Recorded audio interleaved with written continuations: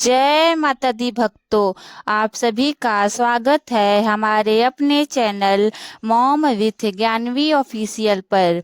और आज हम सुनेंगे नवरात्रि की 9वें दिन की सिद्धिदात्री जी की कथा। माँ सिद्धिदात्री की कथा कुछ इस प्रकार है।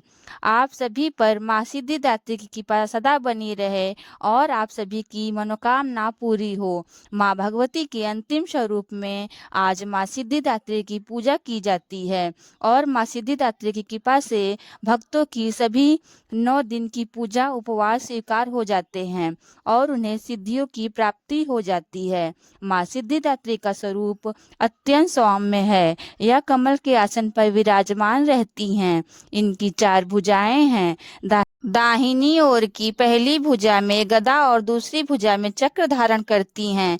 बाईं ओर की भुजाओं में कमल और शंख है। देवता, असुर, गंधर्व, किन्नर और मनुष्य भी इनकी पूजा करते हैं और यह सभी सिद्धियों माँ सिद्धिदात्री की आराधना करने से और उपवास करने से बड़ी आसानी से प्राप्त की जा सकती है। माना जाता है कि भगवान शिव ने भी इन देवी की कृपा से ही तमाम सिद्धियां प्राप्त की थीं और इनकी ही कृपा से महादेव का आधा शरीर देवी का हो गया था और इसी कारण से वे अर्धनारीश्वर रूप में प्रसिद्ध हो गए। पौराणिक कथा के अनुसार जब सृष्टि के रचयिता भगवान श्री ब्रह्मा जी ने देखा कि जिस ब्रह्मांड की सृष्टि उन्होंने की है उसमें विकास की गति नहीं है, उन्होंने देखा कि पशु, पक्षी और मनुष्य की संख्या में भी बढ़ोतरी नहीं है।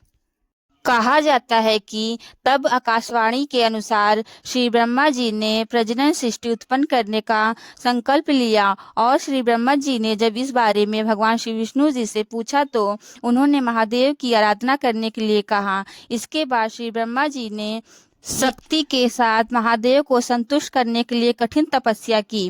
ब्रह्मा जी की तपस्या से महादेव अत्यंत संतुष्ट होकर अर्धनारीश्वर रूप धारण करके उनके समीप गए तथा अपने शरीर में स्थित देवी शक्ति के अंश को अलग कर दिया। तब ब्रह्मा जी ने उस परम शक्ति की स्तुति की। ब्रह्मा जी की स्तुति से प्रसन्न होकर शक्ति ने अपनी मुट्ठी के मध्य से अपने ही समान कांत वाली एक अन्य शक्ति की सृष्टि की। तब इन्होंने ही हिमालय की पुत्री पार्वती रूप में जन्म लेकर महादेव से मिलन किया। भगवान शिव ने ब्रह्मा जी को प्रजनन सृष्टि के निर्माण के लिए प्रेरित करने के उद्देश्य से अपना अर्धनारीश्वर रूप में दर्शन दिया था, लेकिन उनके इस स्वरूप का एक अर्थ यह भी था कि स्त्री और पुरुष दोनों एक समान है, दोनों में किसी तरह का कोई भी भेदभाव करना गलत है। यह थी माँ सिद्धिदात्री की कथा। प्रेम से बोलिए माँ सिद्धिदात्री की जय। अब तो भक्तों, यह थी माँ सिद्धिदात्री की पावन कथा और नवरात्रि की अंतिम कथा। फिर मिलते हैं ऐसे एक और धार्मिक वीडियो के साथ। तब तक के लिए आप हमारे channel mom with Gyanvi official को सब्सक्राइब कर लीजिए और बेल आइकन प्रेस करना मत भूलिए ताकि हमारी नई नई वीडियो आप तक जल्द से जल्द पहुंच सके।